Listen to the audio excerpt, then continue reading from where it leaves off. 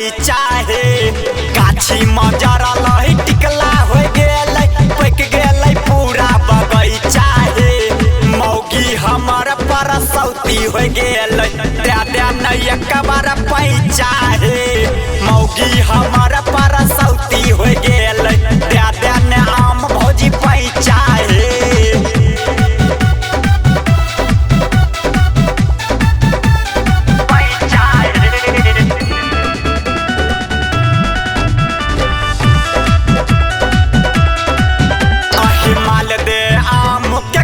अच्छा दाम भौजी ओतने देबा पैसा हे माल दे आम के कतना अच्छा दाम भौजी ओतने देबा पैसा हे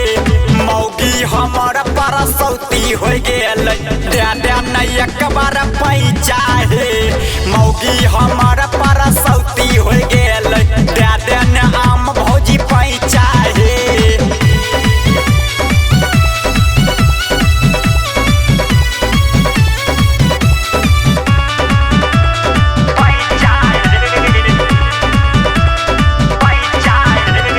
लक्ष्मण राज बिहारी के हाल जना सरसों फूल काला रही चाहे लक्ष्मण राज बिहारी के हाल जना सरसों फूल काला रही चाहे मौगी हमर परसौती हो गेलै दे नहीं एक बार पैचा हे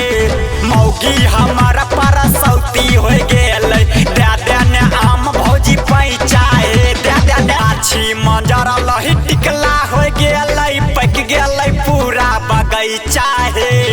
गाछी में जरल है टिकला हो गेलै पक गेलै पूरा बगैचा हे मौगी हमर परसौती हो गेलै दे नहीं एक बार